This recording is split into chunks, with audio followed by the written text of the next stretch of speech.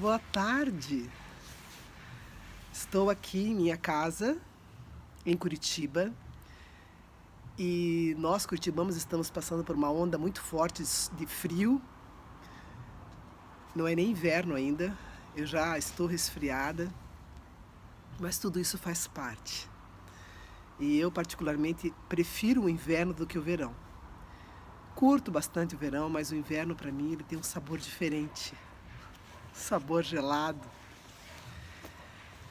Mas eu vim nessa tarde dar uma palavra de Deus a você, porque eu tenho pensado muito a respeito da palavra de Deus. E a palavra de Deus é viva e eficaz.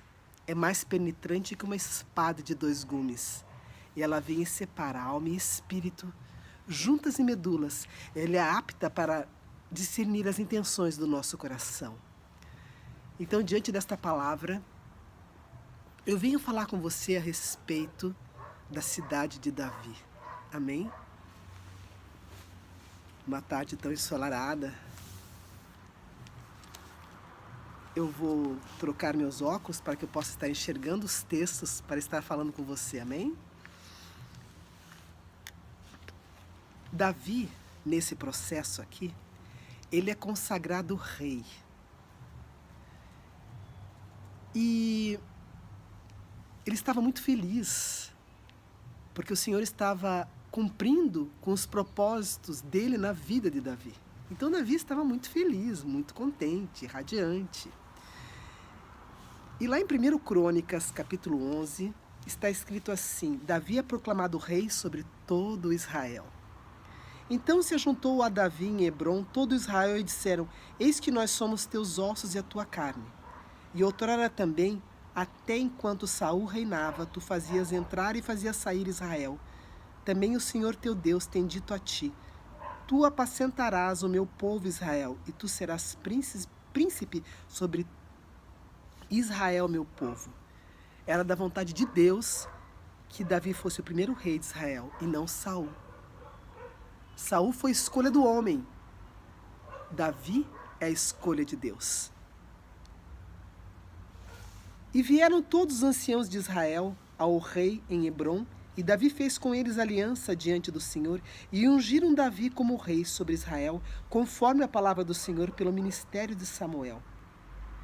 Podemos então sentir literalmente a presença de Deus no ministério e no reinado de rei Davi. Então se foi Davi com todo Israel a Jerusalém, a qual é Jebus, e ali estavam os jebuseus habitando naquela terra. E os moradores de Jebus disseram a Davi: Não entrarás para cá. Mas Davi tomou a fortaleza de Sião, que é a cidade de Davi. E Davi havia dito que isso ia se cumprir.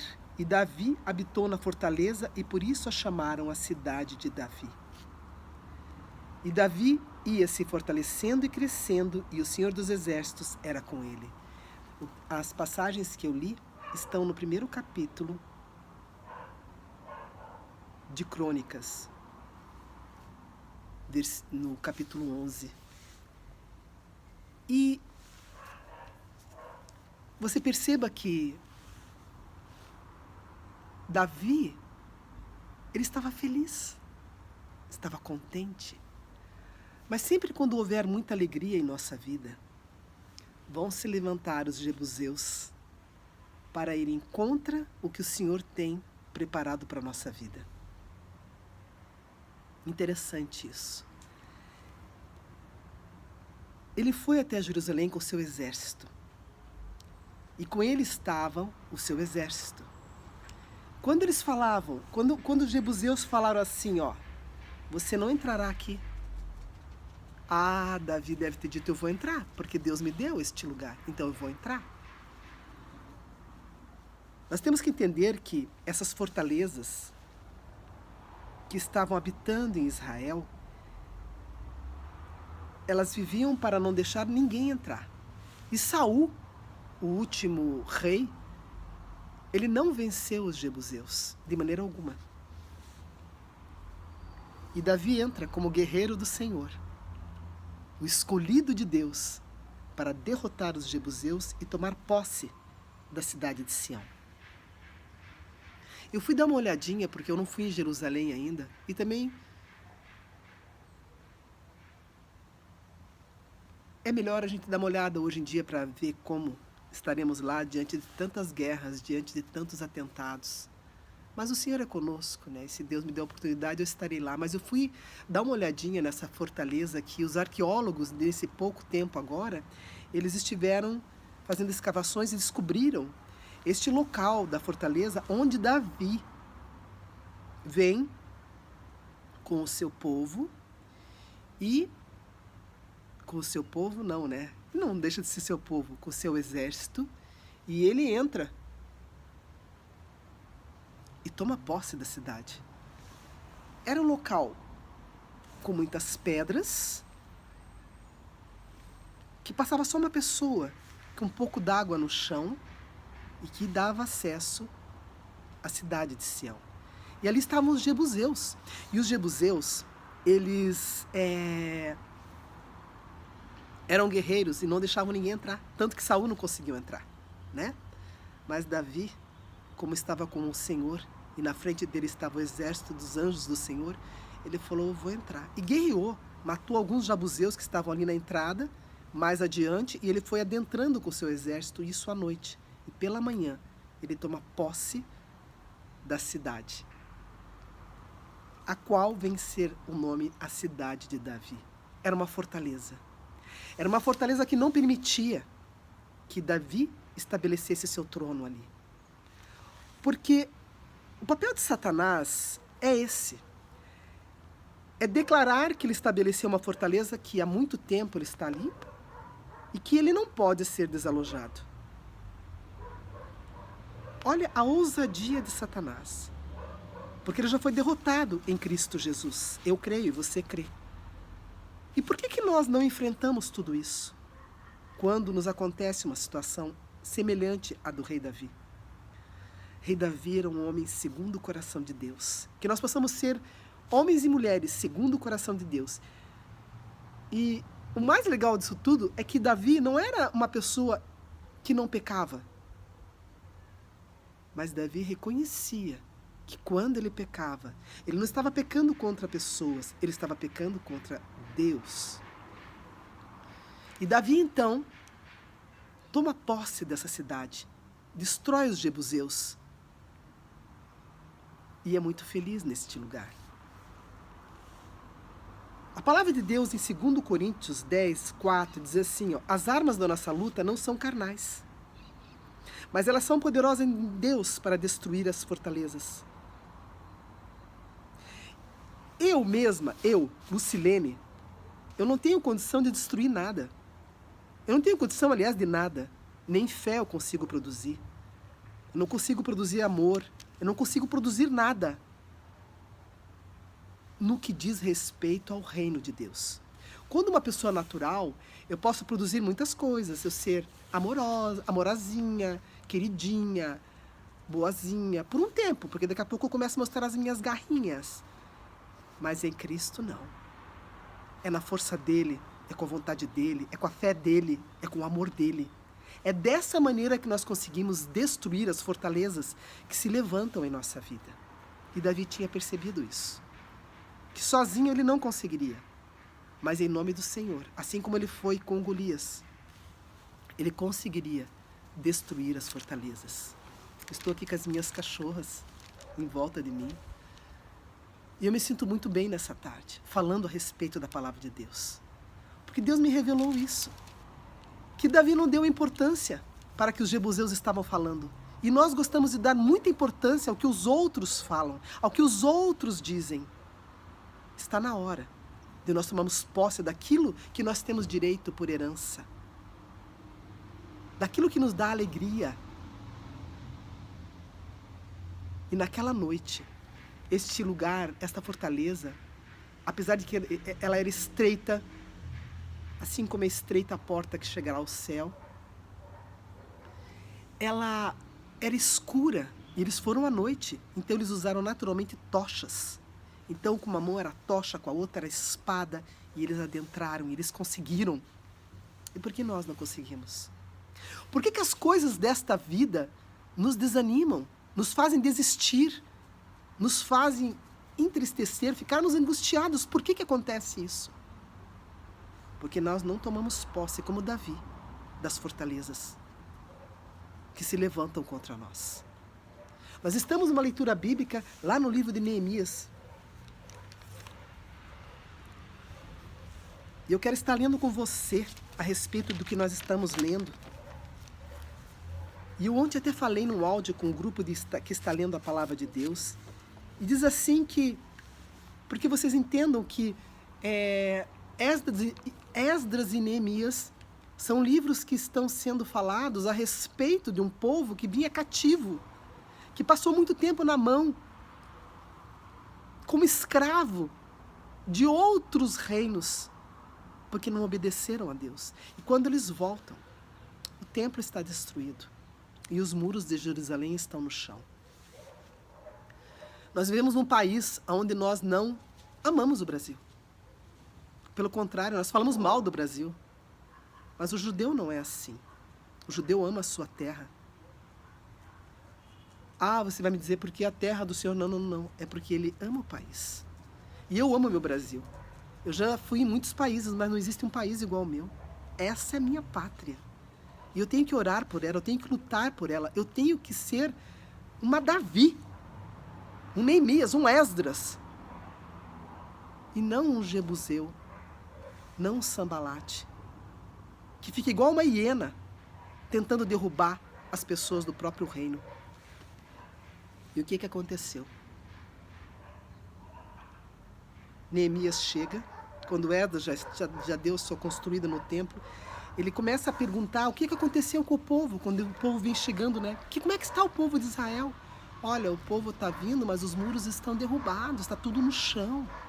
Neemias fica triste, ele fica abatido, ele chora, ele sofre, porque os muros de Jerusalém estavam no chão. E ele pega um grupo e começam a construir o muro, mas se levantou um povo contra. Sambalate, Tobias, Gésem. E aconteceu, lá no capítulo 6, resumindo, que tendo ouvido Sambalate, Tobias e Gésem, o árabe, e outros dos nossos inimigos que eu havia edificado o muro, e que não ficou nele nenhuma brecha, mesmo até aquele tempo, não tivessem sido as portas ainda colocadas nos seus portais, Sambalate e Gésem me enviaram a me dizer, vem, e tenhamos uma reunião em uma das aldeias no Vale do Ono. Mas eles tinham pensado em fazer mal a Neemias. O texto hebraico confirma que eles estavam tramando assassinar Neemias, porque ele estava construindo o muro. Muitas pessoas tentam nos assassinar por dentro, tirando os nossos sonhos, tirando a nossa alegria. Mas a alegria do Senhor é a nossa força. Nós temos que ter esperança de um Brasil melhor. Nós temos que ter esperança de uma família melhor. Nós temos que nos levantar como guerreiros, como Davi se levantou e tomou posse da fortaleza estabelecida pelos jebuseus. E aqui vem Sambalate. E a resposta de Neemias a Sambalate, quando ele convoca ele para essa reunião, para o assassinar e enviar a mim com o mesmo assunto por 4 vezes, e eu lhe respondi da mesma maneira, dizendo, estou fazendo uma grande obra e não poderei descer. Por que cessaria eu esta obra, deixando-a eu para ir ter convosco? Ah, que palavra poderosa!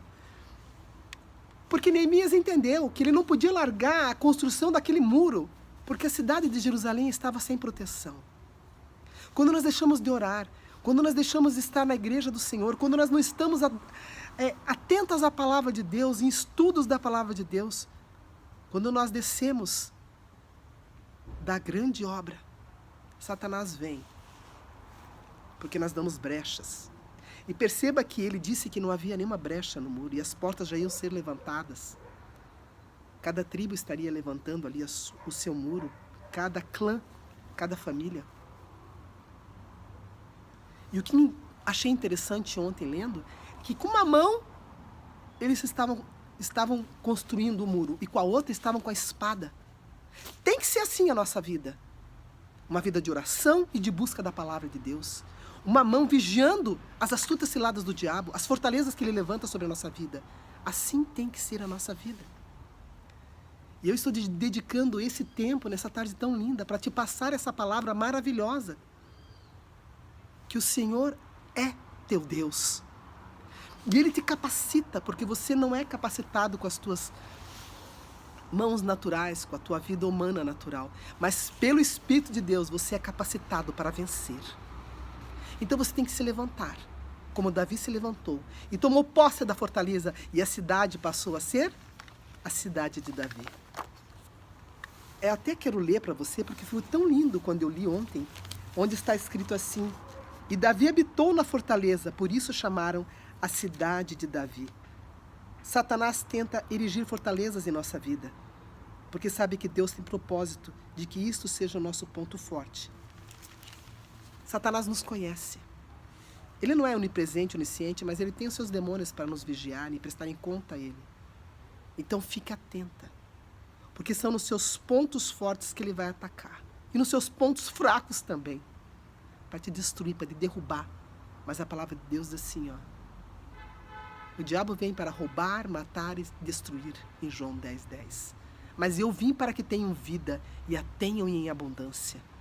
Cadê a vida em abundância?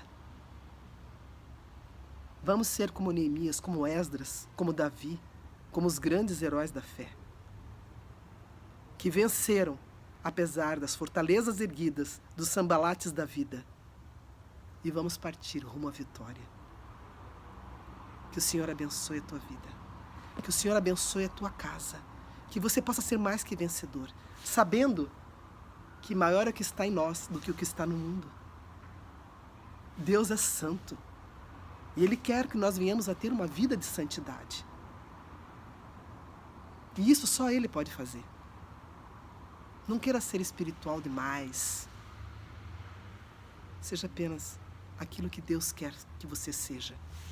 Para terminar, eu queria terminar com a palavra do culto de domingo, quando Deus diz assim: eu sou o alfa e o ômega, o princípio e o fim. E o pregador muito querido, muito jovem ainda, pregando, que Deus sussurrou aos ouvidos dele quando ele perguntou: e no meio? O Senhor disse a ele: eu não sou o meio, eu sou o princípio e o fim. Nós não podemos fazer de Deus um meio de vida, mas a vida. Ele é a vida que nós temos que ter. Ele é o princípio e o fim. É com Ele que eu posso todas as coisas. É nele que eu posso fazer todas as coisas. Que convenha ao reino dele, não a minha vontade. Pai, seja feito a minha vontade? Não, seja feita a tua vontade, assim na terra como no céu.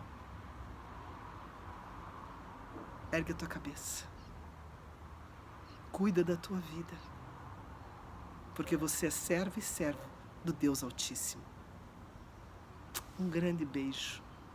Eu me despeço nessa tarde dizendo: o Senhor é teu Deus.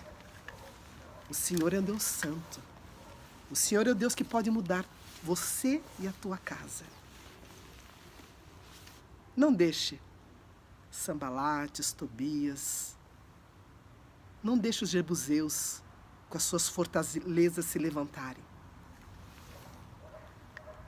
Que a glória de Deus seja sobre você. Amém? Levanta a tua voz em rumo à vitória. Um grande beijo. Tchau.